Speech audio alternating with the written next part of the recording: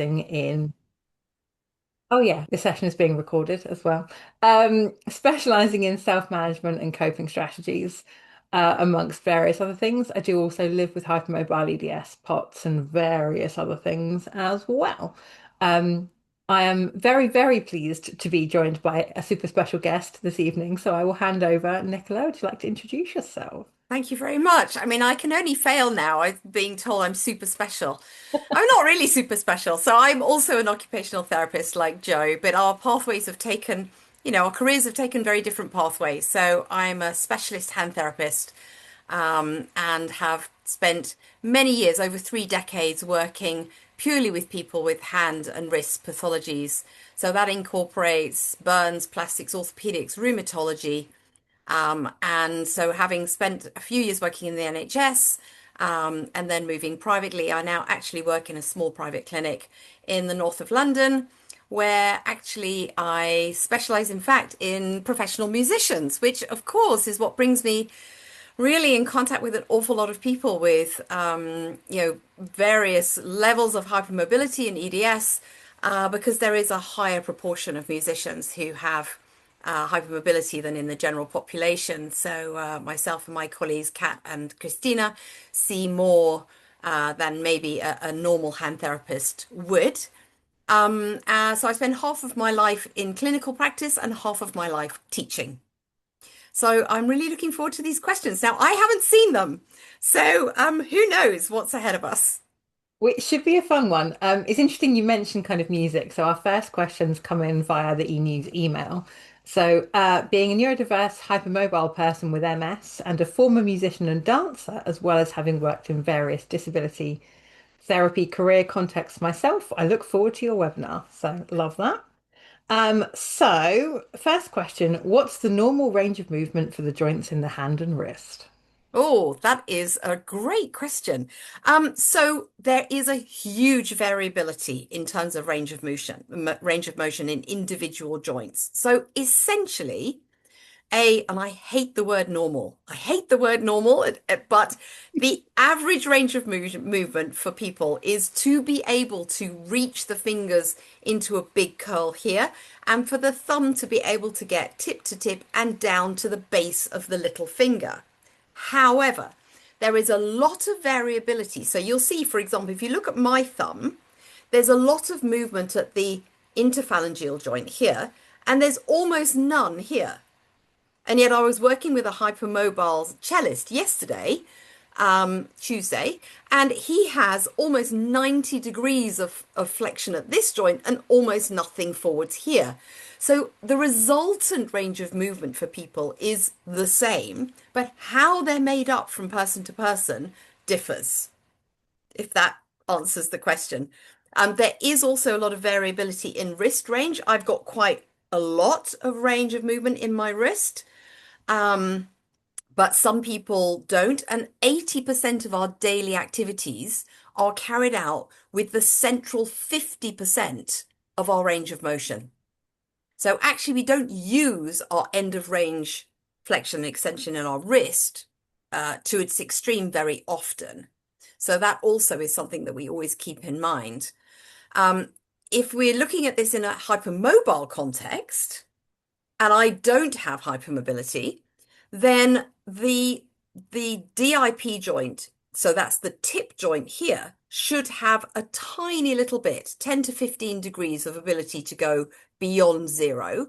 And the proximal interphalangeal joint, this joint, should have none. It should be straight. And I'm sure many of you are going, hang on a minute. Mine goes way back. But that is not what you would see in a textbook as normal range of movement. Again, I hate that word. And then in terms of metacarpophalangeal joints, so your knuckle joints, quite a lot of people do have, and I do have some hypermobility here. And the important thing is about having balance of muscles to be able to cope with that.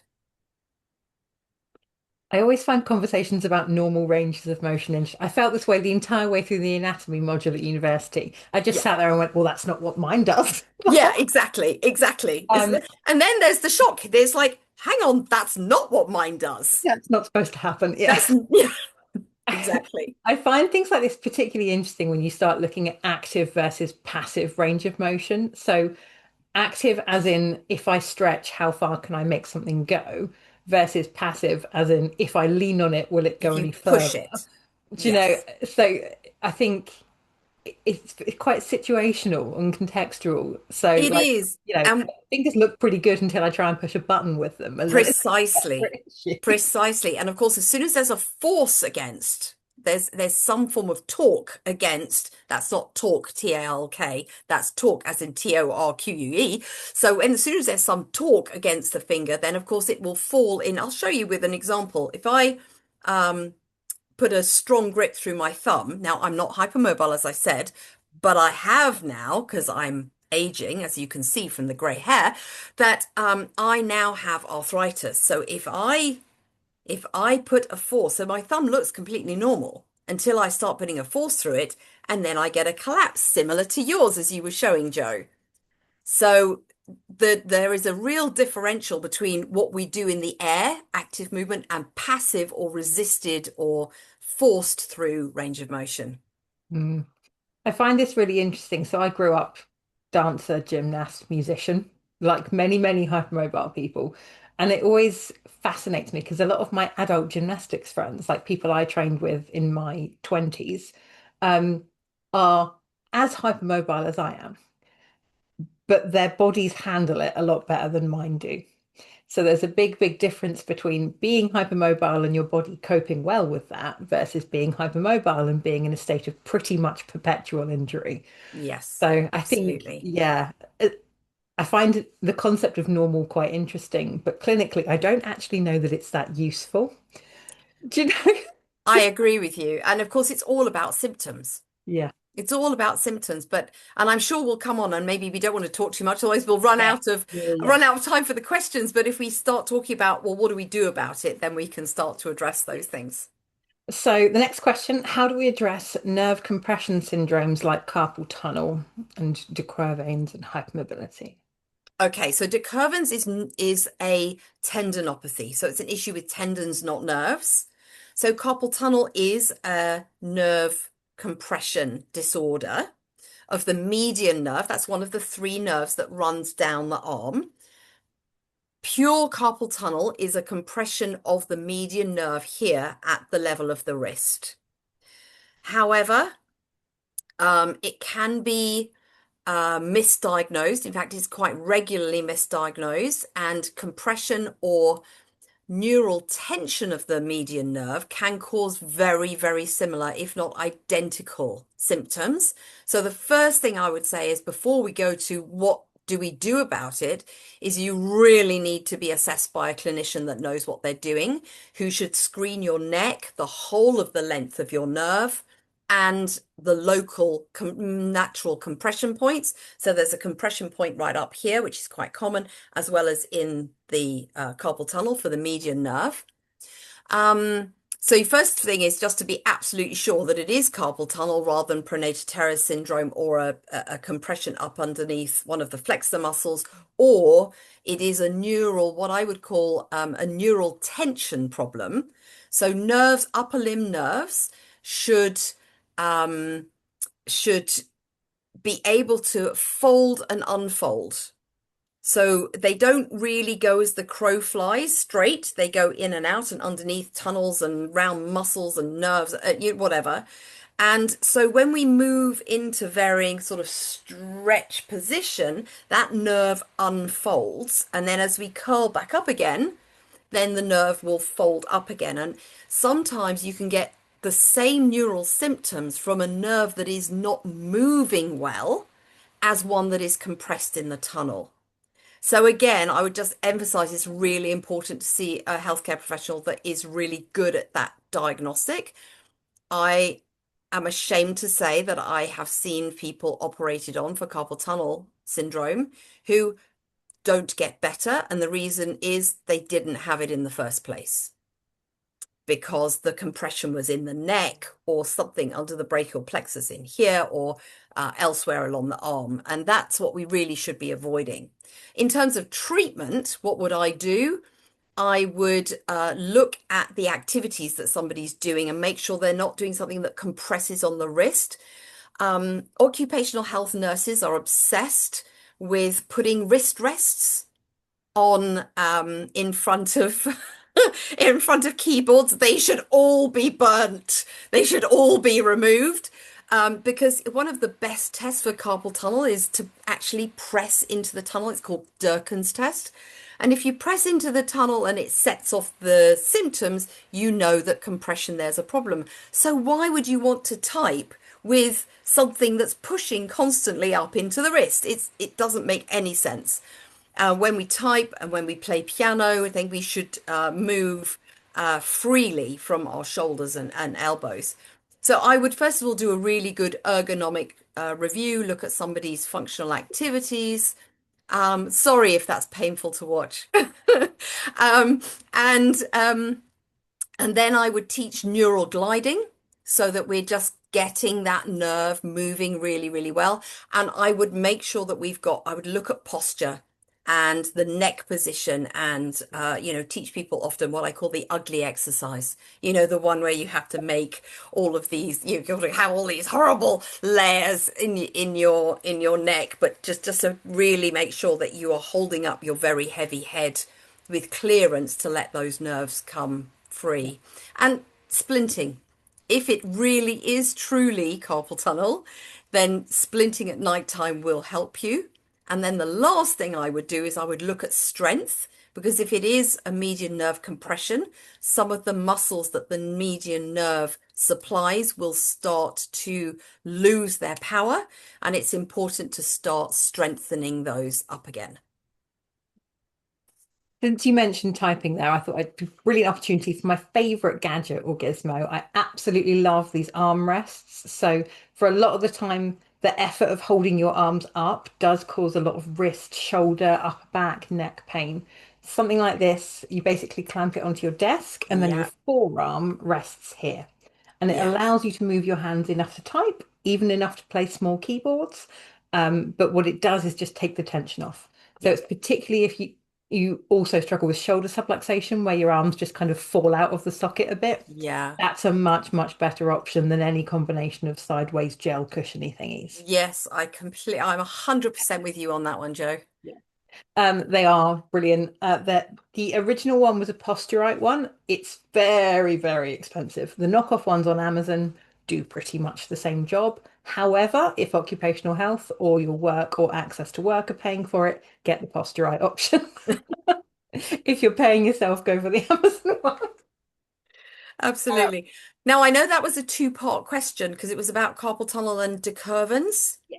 So just a very briefly about decurvens. Decurvens is a tendinopathy of, so in other words, muscles. I'm not sure if everybody has great hand anatomy or anatomy full stop, but every muscle starts and ends with a tendon, which is where it essentially, apart from one different muscle in the hand, which doesn't work like this, but everything else, your tendon starts attached to a bone.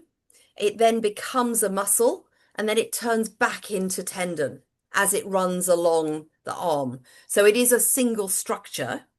And decurvens is a tendinopathy. That basically means an either inflammatory or non-inflammatory irritation of the tendon at this end of the thumb here. And it's two of the three muscles. So it is abductor pollicis longus. So it is the one that brings the thumb out to the side this way.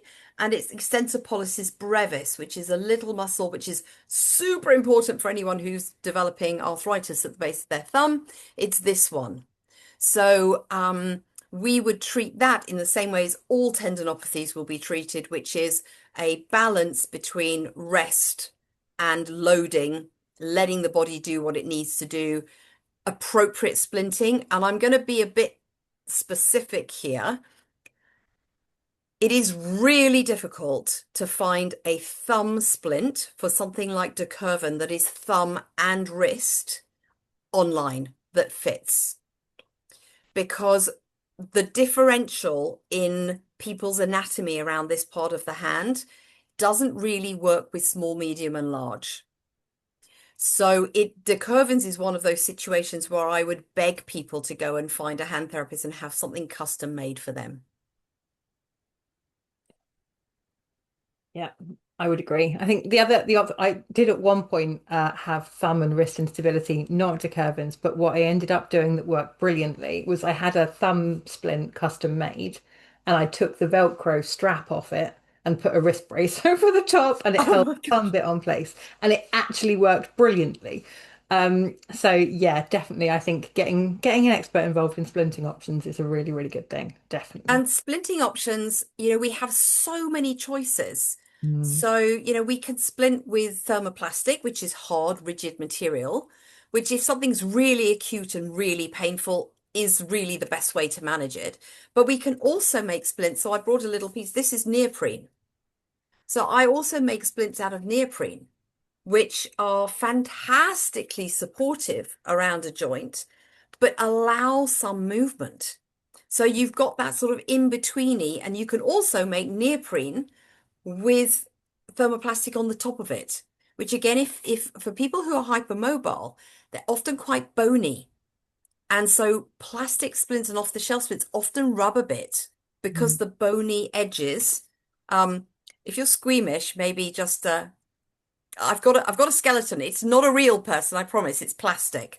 But but if you look at the bony edges on the side here, when you're hypermobile, if I just show you on the side here, the bony edges point. They point out, they're more prominent, which means you're much more likely to get rubbing from an off-the-shelf splint that is meant for that horrible word of normal small, normal medium, and normal large, which isn't really a thing. Yep. Okay. The next question actually is about splinting as well, so that links on quite nicely. It was about how tight ring splints need to be, because this person often has like swelling in the fingers. Mhm. That is a brilliant question.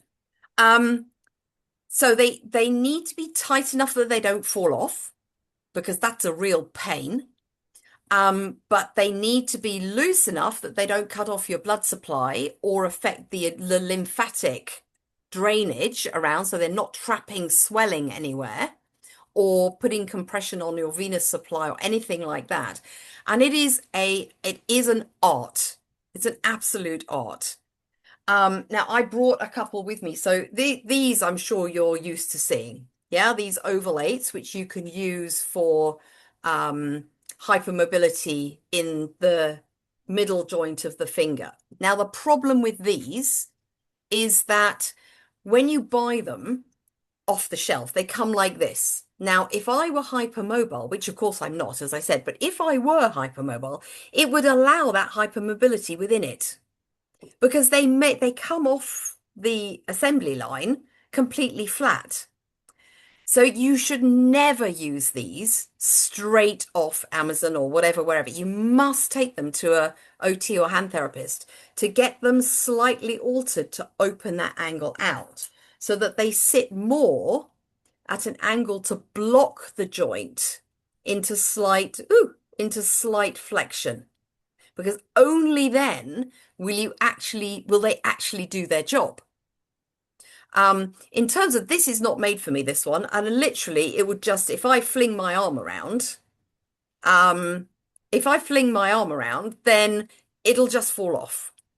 But we change in our size remarkably. Now, this isn't for hypermobility, but I do wear a splint on my finger for arthritis. In the summer, um, it's really tight on my finger. In the winter, I don't know if you can see, can you see these little, I actually put these little bit plastic bits that jewelers use. So by putting those on, it holds it secure. In the winter, I need those. Now, I'm a hand therapist. I had no idea how much variability there is actually in size around the fingers according to our season. So you may well need to alter those splints so that they are exactly right, firm enough that they don't fall off. Firm enough, and of course, the other thing, of course, is if they've got a bit of an angle in them, then they're less likely to fall off. These, when they're really straight, they will just fall off if they're too big. Um, and also, of course, making sure that they're not so tight that they're compressing, digital nerves or anything along the side of them. It's an art. Splinting is an art as well as a science. Just looking for my stash of my, so I've got ring splints by Zomil do the Yes. overlay style but silver. Even just having them in not plastic, they fall off 70-80% less. Just Yes, absolutely. Well, also the Zomil ones, which are a lot cheaper than, but these are proper silver. you, She makes them. They're quite bulky, aren't they? yeah. Oh, hold that back up next to the screen and hold still. Which this one? Is that the one you want to see? Amy, is that the right thing? But this is not for hypermobility. This is for arthritis. But Yeah, these the are ring the resizer stuff still. yeah, other ring resizer stuff. You could buy that cheaply off Amazon. It's that's easily bought. You get these little rings that you can thank you, our lovely link fairy. She's found them for you. Um so they work really well, and you can just put them on the edge of your splints to just hold them secure. Yeah. Quite a lot of people seem to be having difficulty with swelling and things like that. What you may find, particularly if you have an autonomic element to things, is that you are prone to blood pooling and swelling in your hands when they're down a lot as Yeah. well. Yeah. So wheelchair users and the like as well, if you're self-propelling, if your hands are Hmm. down and active, you can quite often get swelling there. You may find you need different size splints for different times of year. So just Yes. get a set made, half a size smaller, or even a full size smaller, and then try what you need to. If you are prone to swelling, and this is with any splinting, if you're not directly using your hands, take the splint off and then put it back on when you need it. So I've got quite a lot of silver splints. If I'm not using my hands for anything, I won't wear any of them. And then I've got some that have a very specific purpose. I've got one that I only wear when knitting. As Yeah. a, so you may So do find I. that you can have like a slightly When more I'm crocheting, customized. this one Yeah, goes on. When yeah, I'm working, so you can see, because I showed you earlier the collapse of that joint, and now it doesn't collapse. yeah, And so when I'm working, when I'm doing scar work with people, whatever, then I put this on, but then most of the time it's off. yeah. You're much less at risk of getting swelling and you're actually getting it stuck on at that point if you're Hmm. not leaving it on for really extended I periods. think there's something else though, Joe, and that is that if people are used to these, Mm, they are very unforgiving. So the edges are quite rough, and there's a very hard stop on them. Whereas the silver is a much smoother, so it sort of, I don't know how to explain it, but it smooths itself off the skin, so you are slightly less likely to get a pooling issue. yeah. They're just nicer in all ways, really. Just to wear, the feel, the function, just yeah. Um, okay, let's have a What look at else have we got? is it possible to prevent arthritis? Oh my goodness. Well, first of all, there are so many different types of arthritis. Um, so and on the whole, if I had to give a yes, no answer to that, it would be no.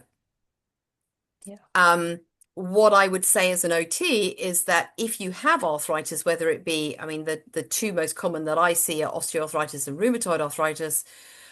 If you have either of those, um, there are many things that you can do to reduce your symptoms and reduce the long-term disability from them, um, through changing loading, wearing splints, exercises, but they're very specific. So don't go to a website and just follow something nebulous. You just get them prescribed for you because they're very specific for you.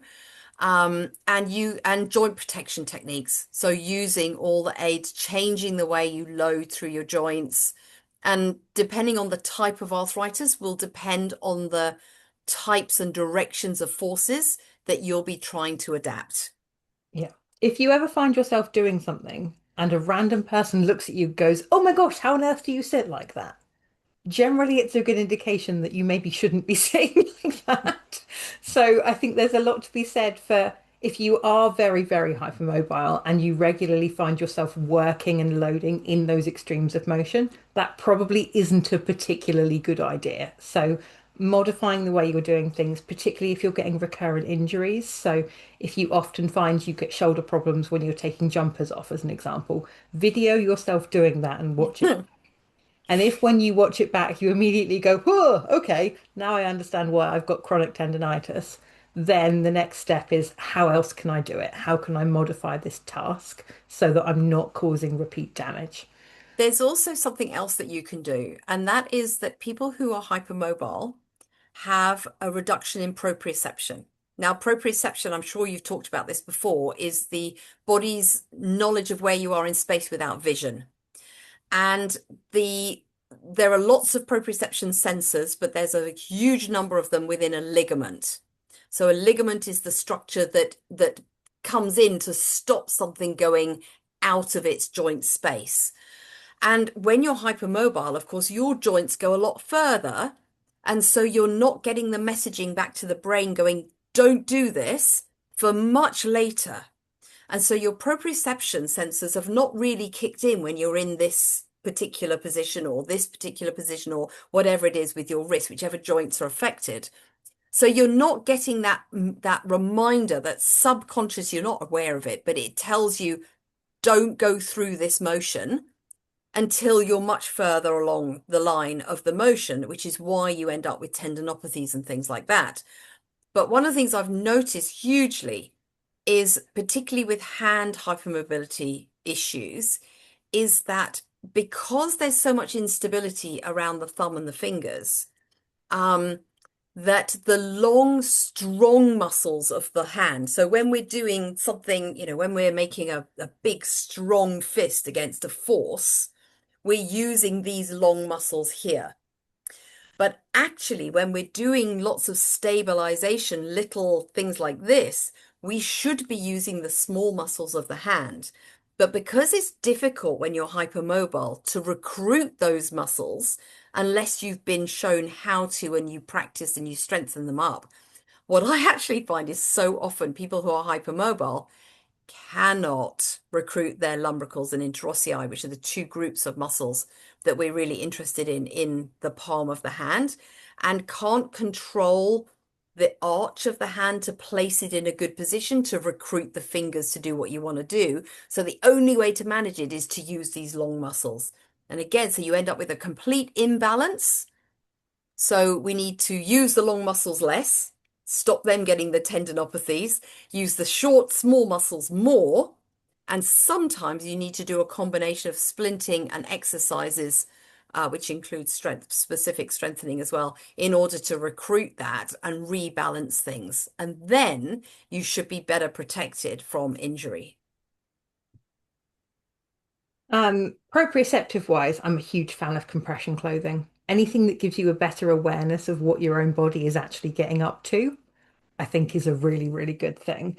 There are a couple of companies that also make like custom fit compression garments. Yeah, And the benefit of that is that you can add reinforcements in if you need a little bit of extra encouragement to avoid certain ranges of motion. So companies like DM Orthotics, Allard UK, Allard. and Yeah, Skin, yeah. um, who I think trade under something else, but I can't remember what it is right now. But if you get a referral to an orthotist on the NHS, they will have a contract with one of the three and can provide you with something. But it's a really good option if you are just one of those people that doesn't really know what your own body's up to unless you're specifically looking at it. So the other thing I would use for proprioception is kinesiology tape. Yeah. So kinesiology tape, I mean, I am known as the taping queen. There's literally nothing that I can't solve with kinesiology tape. So I'm talking about this sort of tape here. And so you can use that very specifically to help to help your brain remember where you are in space. So for proprioception, it's really, really helpful. But I'm also very aware of the skin issues in EDS. So you have to be super careful. The great thing about this brand is that they do an extra sticky, which is your normal, but they also do a gentle with the adhesive, and I find that's much safer on if you have the EDS skin issues. So we would use the gentle version of that. And then in terms of proprioception, I do loads of proprioceptive activities. So, you know, controlling balls through a maze, controlling a little, what do you call it? A little ring that sits around here. This is really good for wrist proprioception, to be working on moving the hands and fingers over bobbly balls. There's so many different things you can do, because if you can improve your proprioception and your brain understands where you are in space better, you will recruit the muscles more effectively and reduce your effort, reduce your fatigue, and reduce your risk of tendinopathy. Yeah, I love that. Oh, yeah. I've actually been given the same nickname on occasion, so Oh, have you? Oh, that's I'm a big hilarious. fan of tape for things. If you are going to be using tape, and particularly for like a recurrent issue, shoulders are a big one. A lot of people tend to get just here on the slightly Hmm. more delicate skin. Soak it off. Don't ever peel it off. Even if you have to spend 3 hours under a wet towel, do it the long way. There are creams and sprays and things that can break down adhesive. So what I would generally say is remove it in the evening. Leave absolutely all of your skin to breathe overnight, and then if you need to reapply it in the morning, but attach it at a slightly different place. So you want the anchor bit where you put the first non-stretched bit to be not quite in the same place every time. And hopefully that will protect you from the worst of the skin I peeling. agree, but try the gentle, Joe, Yeah. because it Don't really forget makes a some. Yeah. difference. It really makes a difference. And the other thing I'd say is if you've got somebody with you, it's hard because I've only got two hands. If they've got two hands, if they remove it but hold your skin as and move up as you peel it away, that also protects you from injuring yourself when you take the tape off. Lovely. Also, patch test before you cover half your body in it. Um, And and only use one piece to start with, because obviously it is the whole point we're talking about is it enhances your proprioception. If you've never used tape before and your therapist goes, oh, let's try it on your shoulder and your arm and your fingers and your legs, and actually the brain goes into complete overdrive and it can all be just a bit much. You overload that sensory input.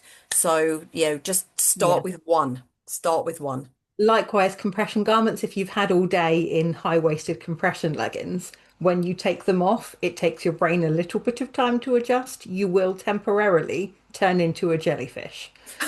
So don't take them off and then immediately attempt to have a shower or do some physio or hop on an exercise bike or walk upstairs. Just lay down for a while until you actually know where your own legs are.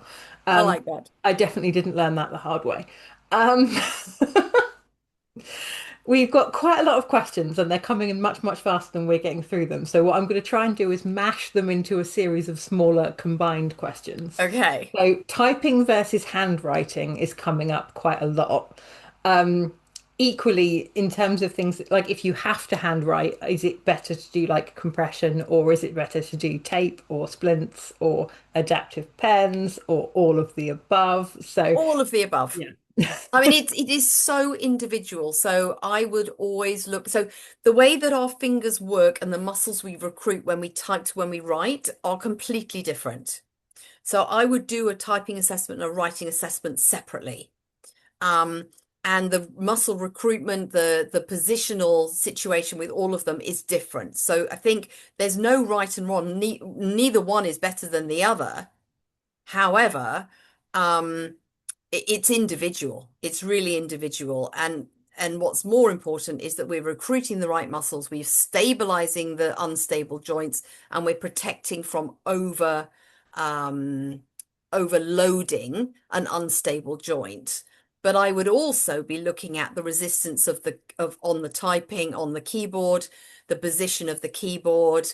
I'd be looking at the type of pen you use, whether we're going to go down the line of having, lovely pen grips or doing, actually having really nice pens in the first place. So gel pens with a nice, I love these. I'm absolutely obsessed with these. These are the Pilot G2. Nice. I really like those. Wow. Yeah, there's that pen as well. It just, there's so many different options. And so it is so individual from person to person. I don't think there's one or the other. I think, we all need to do both, and we need to just be sensible about adapting both and keeping ourselves safe. Yeah. I think that as an individual, certain people will have a very, very strong preference or tendency to injure themselves doing one or the other, but it's not one of those like all hypermobile people need a laptop No, situations. Um, absolutely. I I spent do most of notice though, if I my take this splint off, when if you're thinking about pen grip, if you've got a very hypermobile distal joint on the index finger, you often see people who move to all sorts of interesting writing grips to try and compensate. And if you've got a very unstable thumb middle joint, this one here, same thing happens. And so I do find that trying to stabilize this joint, we've got to remember that if the fingers are stable, a thumb is there to give an equal and opposite force to your fingers. So if your fingers are unstable, the forces through your thumb are significantly higher. So if you can stabilize the fingers, or get them in a good position with whatever splinting or whatever, then what you may well find is that any problems you have in the thumb are significantly reduced. yeah, ring splint for the end of my that was a game changer for Yeah, me, writing it and is. typing. Yeah. They are brilliant. I They are spent most of my brilliant. teens and 20s as a fairly intensive rock climber. So Uh-huh. my difficulty was with my hands that I was both very hypermobile and very, very strong. Yeah, So when I got injured, it was bad. yeah, yeah, Um, but yeah, so I really, for me, if I'm not typing, when I write, I want to write with a fountain pen. Really, really yeah, yeah, free yeah. I'll flowing ink. show you if I can Yeah. find it. One of the things I really like is on an index finger, or a dominant index finger, or in fact, actually both, because our supporting hand does a whole load of static grips. To do a combined, let me see if I can find you one that I can show you.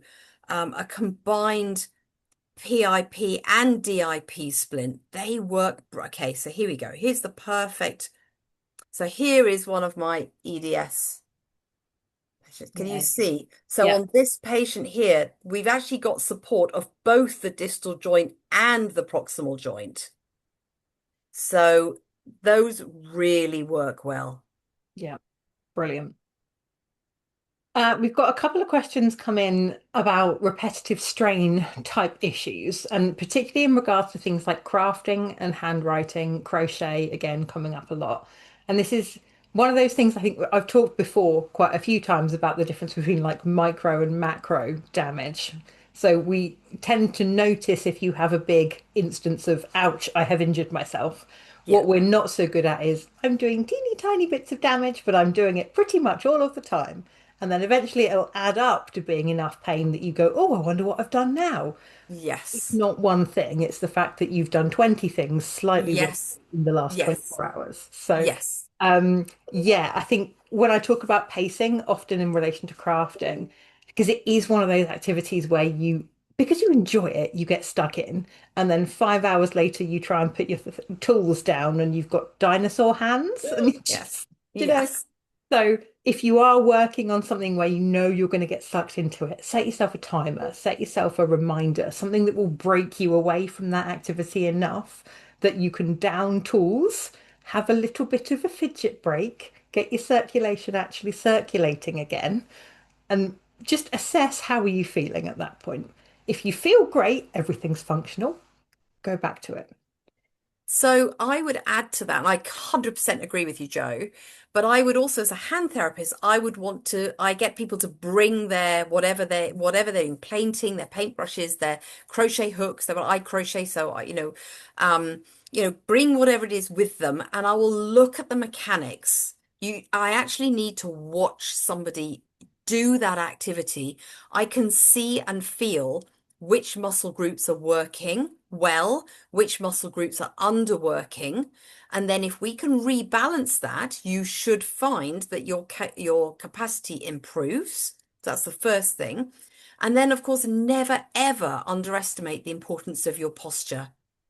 So, all the nerves that speak to and tell the muscles what to do come from your neck.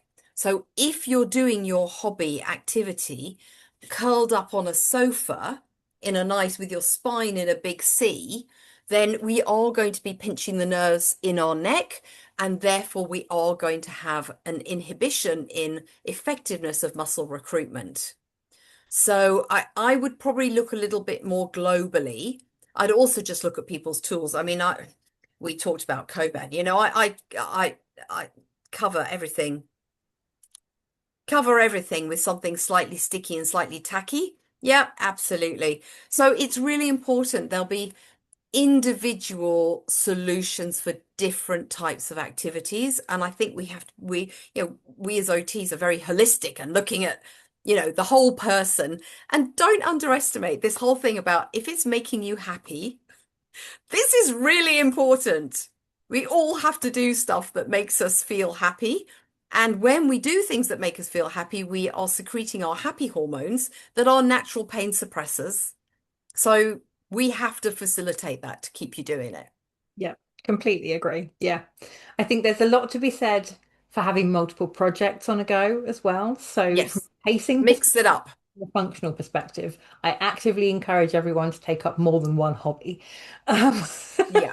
if And you are getting grief from your partners for overstocking your craft room, please feel free to blame me. yeah. Um, change, No, but you're completely right. Mix it up, do different things. And this is the same, even if it's the same activity. So I talk about this a lot with my musicians, and many of them are hypermobile, of course. Playing music, practicing music does not mean only being on your instrument. yeah, There are so many ways to practice music. And so I spend a lot of time teaching alternative methods, imagine play, shadow play. Yeah, just there's so much, and you can mix it up. You can play different tempos, different forces, different parts of the strings, different, yeah, there's just so much which will all help with the building of the neuromuscular pathways, but you don't have to be playing full pelt all the time. yeah. From a pacing perspective, using hobbies to take a break from other stuff, so you're doing them more often but for less time, is also a really good thing. I think a lot of people, particularly for things like music, but have a tendency to go, okay, well, I've got music time, so I'm now going to do 4 hours of this. Whereas what, from my pacing perspective, I'd be saying is actually, well, you've just done a load of washing up. Watch half an episode of something on TV, then you do an email, then you do 10 minutes of music, and then you do 10 minutes of knitting.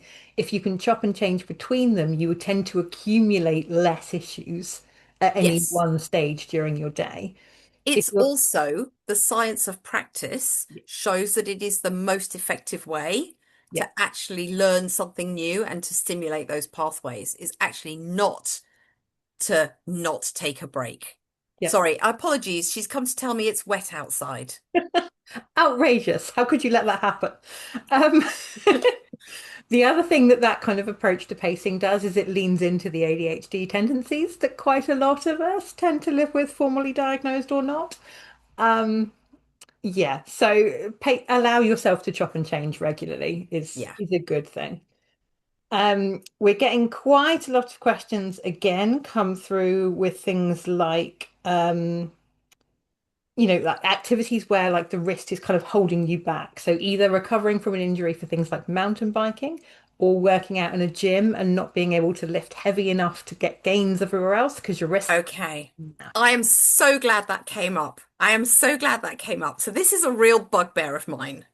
So it's fantastic when people go to the gym and have a regular strengthening habit, but there is nothing that we do in the gym that properly strengthens either the hand or the wrist.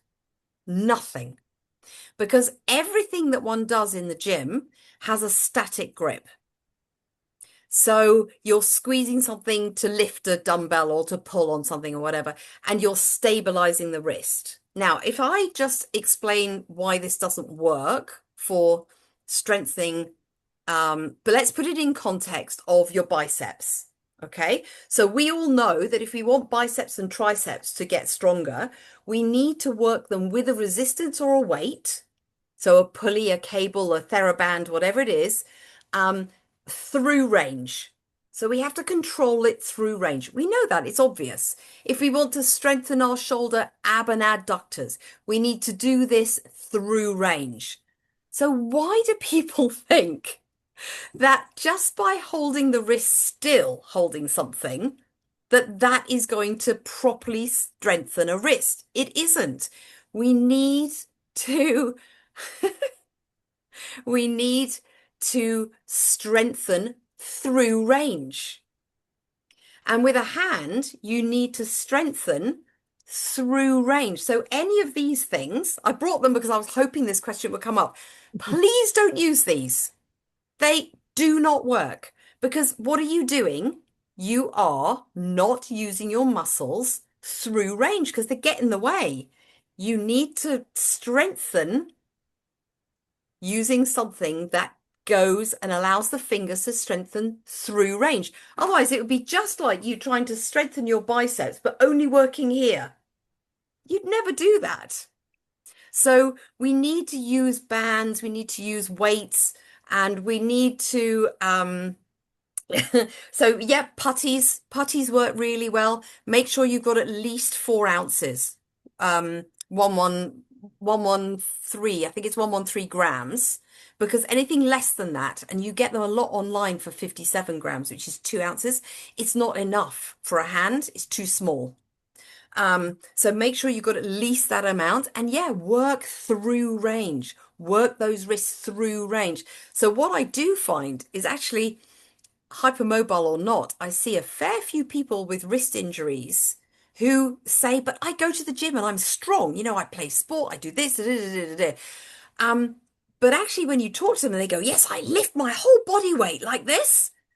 And you go, yeah, but you're doing nothing to strengthen. So the rest of the body is getting really toned, really strong, and the wrist and the hand is out of kilter with everything else. So it becomes more and more vulnerable to an injury.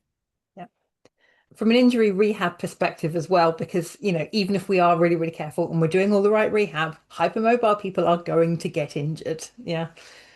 I would tend to look at things from two approaches. So there'll be the rehabilitative approach, as in the bit of you that's injured needs time to firstly recover and then to build that strength back up. And then if you're getting injured because it's less strong than the rest of you, actually getting to where you were before isn't enough. You then need to work harder to bring it up in line with the level of fitness that the rest of you has. And then there's the compensatory thing in the sense that, okay, I had a wrist injury last year. It's taking a while to settle. I'll be doing rehab for a lot longer. In the meantime, I still want to ride a bike. So then we start looking at things like actually splinting or modified grips for things. Yeah. Active Hands Company has some tools where you can basically just like Velcro your hand to Yeah. the thing that you're Yeah. using. Things like that basically shift what should have been on the hand to further up your arm. So if you get that sensation like your hands are being pulled off if you're carrying shopping bags, things like that can work quite well. But it's not on its own, not enough. You need to be doing that Absolutely. stuff. And But I in the think, meantime, it's a good way to compensate. yeah, I agree. And the other thing, of course, is if I'm sure you all know this, I mean, far be it from me to say because I'm not hypermobile, but it's really important that the healthcare professional you're working with, or if it's a personal trainer who knows far less, um, they need to understand that things are different when you're hypermobile.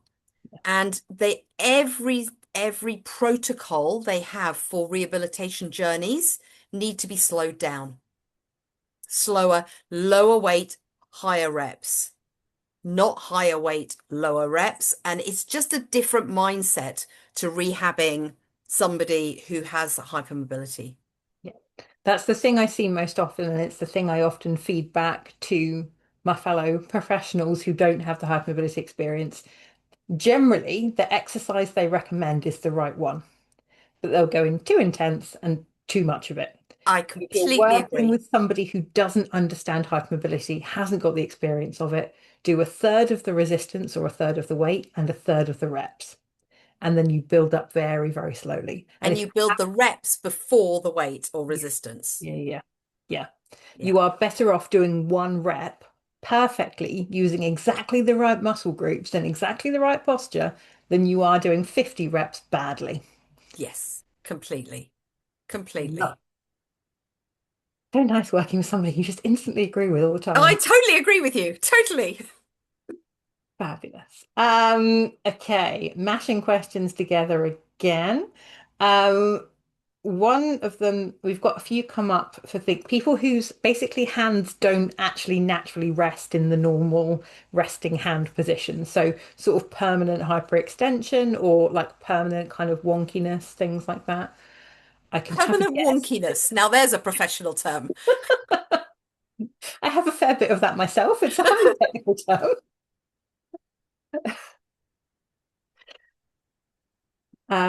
Yeah, so I guess if it my advice would be really if you're concerned to see a hand therapist. So, but if you've got anything to add to that, I think, Yeah, so one of the things that I try and establish is whether is it a problem or is it just it is? yeah, Okay, so that's the first thing to establish. The second thing is the oh, if you're going to put in gentle tape, can you make sure that that is the sport tape one? Because it's the only one that I know that really, sorry to our lovely link fairy. Um, so the where were we? Remind me, sorry, is I it got a problem distracted. or is it just a natural part Oh of? yeah, so um depending on the extent of the hypermobility, sometimes um exercises are enough to be able to restore or slightly correct posture and movement and muscle recruitment. But most often, it's a combination of exercises and splinting longer term. And that's why splinting longer term, you need to find somebody that can really make you great ones so that they really fit you and they don't get in the way of your life because they're meant to be there to help your life, not to be an irritant. And that is a really tricky thing, isn't it? But I really do find, so for example, if your PIP joints naturally sit in that hyperextension position, what that's going to mean is that you are not going to recruit your lumbricals and your interossei as well as you should.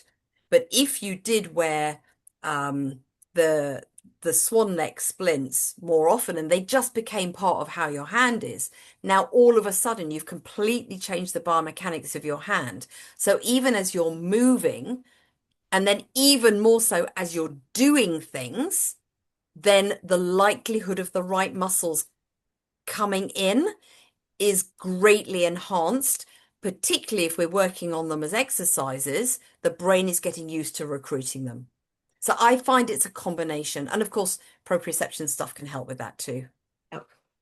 Yeah, I really like any approach that's a combination of instantly supportive, but also training your body and brain to do it more effectively on its own in the future. Yeah, lovely. Sleep has come up quite a few times. So somebody was saying they take their night resting splints off in their sleep, which is an issue. A couple of people getting like church mouse kind of wrist pain, and some other people again saying if they've been in the same position for too long doing other things, they tend to get stuck. Yeah. So, Yeah, well, that can be a whole heap of different things. We do get stiffness pain, mm, staying still in one place. So sometimes you need to work really carefully with your OT or with your hand therapist about the types of splint for day and the types of splint for night, and when you're not going to be splinted and when you are. And um, sometimes you'll find something that really works for you. And if you wear it at night, it will reduce your pain in the morning. But for most people who are hypermobile, and this is different to people with arthritis, okay? But most people who are hypermobile, the whole point of the splint is to correct the biomechanics through movement and through function. Now, we do way less of movement and function at night time. So most often I will prioritize for hypermobility splinting during function during the day. And it will only really be on the unusual end, if we're trying to manage a contracture, for example, but that's not common in hypermobility. Things are too floppy rather than too tight. Um, and I mean, I can't remember the last time I had somebody wear like a night resting splint, unless there was a nerve compression or a tendinopathy, because we do all sleep, in this fetal position flex, and we might need to control where the wrist is in space, or some people habitually sleep with their thumb tucked in. And those are the times that night splinting will be helpful. And if something that's really rigid is too rigid, then we need to make it out of neoprene. And that really makes a difference. And yeah, Houdini people that just get out of these things at nighttime, there are some tricks. There are some tricks to help them stay on. Honestly, more than 50% of my severe injuries, like really severe injuries, have been in my sleep. Yeah, So well, I do hear can very that. much relate to the whole sleep being a nightmare thing. In terms of night resting splints, I tend to recommend like ankles a lot more than wrists. Hmm. Ankles because the weight of the blankets is enough to cause Hmm. subluxation. Wrists, more often than not, I'll actually just recommend people go back to sleeping with a teddy bear. Because if you're holding on to something squishy and soft and warm, particularly if you can put it in a microwave and cuddle up to it afterwards, you're less likely to kind of scrunch yourself up too much. And it's the scrunching more often than not that's causing the problem. So, teddy bears or even a pillow, and you can actually slip your hand in the pillowcase so it keeps your hand against the pillow, might be a slightly nicer, less restrictive option, or as a combination option basically So take. another thing that I've come across, nighttime issue, is when you share a bed. Of course, having a splint on maybe isn't what you want, but also if you are sharing a bed with a duvet stealer, right? And what you find is if you're sharing with a duvet stealer, you inevitably will cling on to it. And this is where, if you've got a tendinopathy, that can really irritate it. So it's in those situations that a night splint is really, really helpful. Yeah. If you are with a duvet stealer, genuinely try this. Have two single duvets and then a blanket over the top. Absolutely. I do it with my partner when we go camping, not because of the duvet stealing, but because you don't want any air gaps when you're camping in like October. And we're in like a historical reenactment tent, and those things are drafty, right? So, single duvets sometimes actually work better, or singles under a double. You can still kind of snuggle up, you can hold hands, you can reach whatever, but yeah, just having something separate means that you're not fighting for your life, Absolutely. quite from the outset of going to sleep.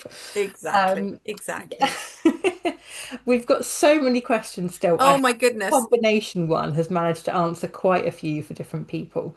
So Um, while you're looking at those questions, one of the things is we can look at them afterwards and see which questions left. I've been um, invited to give a lecture rather than a sort of like an interactive on the 8th of April. So they will help me steer what we put into the content of that. So anything that's there that we've not covered, we will really try and make sure that we cover it off in that session. yeah, I think a lot of them are actually quite specific, like individual injury or function questions as well, which in the best will in the world, without actually seeing people, it's very, very difficult to It give is. specific clinical advice. We want to watch you do the thing so we can talk about what the problem is. So, if you have a very, very specific niche issue, I think contacting Nicola direct for appointments or advice might be more sensible.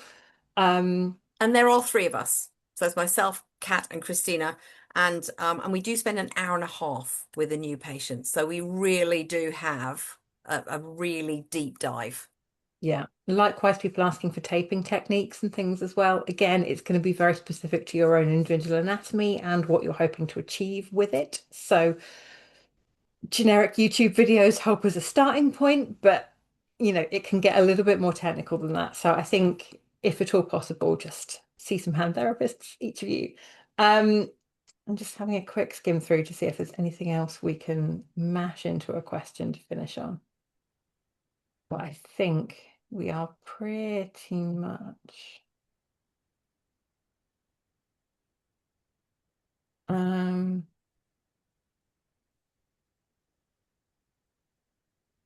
yeah. So somebody here saying like their hand got kind of stuck in a claw position. And again, wrists giving way periodically, nearly burnt herself making tea. I heard I could get a tip kettle. If you are having the sorts of wrist injuries where you spontaneously end up pouring boiling water on yourself, that's not good. Please, please see somebody. That level of wrist instability, and I've been through that for years myself. There's something called protective splinting or activity splinting, where if I'm doing something where I think there's a risk of pouring boiling water on myself, even if I feel fine on the day, I will still put on a wrist brace to do that. Yeah. So if you think there's a risk of secondary injury, if you get the initial wrist injury, brace preventatively because it just isn't worth the risk. In terms of And kettles, kettle tippers are a thing. They're rubbish. Hot water dispenser kettles, like one touch, one cup type things. You just put a mug under the spout, press go, and it pours a cup of boiling water out. Oh, so much easier. They take up less space, they're less messy, they're easier to use. Instant hot water dispensers, all the way, as far as I'm concerned. I would also say, as you're mentioning wrist braces and wrist splint, actually, there's such a wide variety. I mean, honestly, if you start looking on the internet, and I'm sure loads of you've got drawers full of things that you've tried and don't work, but Mm. there really is a lot available out there. And sometimes a neoprene or a more elasticated support around the wrist that allows the muscles to actively work with support might be an option also that doesn't have a metal bar that can also really inhibit your ability to make the nice arches of the hand might be a better option. Again, talk to your hand therapist about it. Things with removable stays as well, so you can actually take the metal bars out tend to be a nice one if you're doing the injury recovery side of things, because you can have it be really restrictive in the acutely unstable, my hands fall off if I look at them wrong stage. And then gradually, as you kind of stabilize a bit, you can take some of the support out and just give yourself a sort of proprioceptive, comfortable support as a way to do it. If you are experiencing like significant dislocation and subluxation, you may well end up needing different pairs of braces for different things. So I've got some I can cycle in, some I can use with crutches, some I can use for lifting saucepans, some that go in the washing machine because I wear them for gardening. Yeah, So it's not always as simple as just I'll buy this one thing and it will miraculously correct. solve all of my problems. Which is one of the reasons why I always recommend either going to hand therapy or NHS orthotics because the taxes, the NHS, it's there for a reason. Splinting can be very expensive. Very nice quality splinting is particularly expensive. So, It yeah, is. always, always, the help is there. It's for us. Make use of it. Um, Lovely. Likewise, cutting, people talking about cutting like tools and things, ergonomic cutlery is an option. Um, so again, if there's a specific tool you're looking for, things like upright knives, I really, really like. Yeah, me Um, too. they basically saw it that kind of motion rather than the awkward 45-degree rotation chopping knife action. So upright ergonomic knives are definitely a good one. And that, Just oh, a sorry. very quick answer to a very quick question that just popped up for me. And the very quick answer to Chris is no, there isn't a really good one. I get, I can, if you email me, I'll send you a link to what's available, but they're not great, and I can explain why. Lovely. What a mysterious and exciting note to end on. There you go. Yeah, Absolutely. I think it's important to be mysterious. yeah, absolutely. So our contact details respectively are up in the top. I hope this has been a really, really useful session for everyone. Based on the comments, it seems like it has been. Nicola, thank you so, so much for joining me. Absolute If pleasure. you just hang around for a bit, we will end it there. But thank you, everyone. If you have feedback, please, please leave us some comments, send us some stuff. Unanswered questions, we will have a look at and see if we can turn them into some kind of resource. But we Yes. did get an awful lot of questions this time. So thank you very much, everyone. And I hope to see some of you on Saturday at my live stream with Kim for the Living Well with Hypermobility session on pain. Thank you very much. Bye.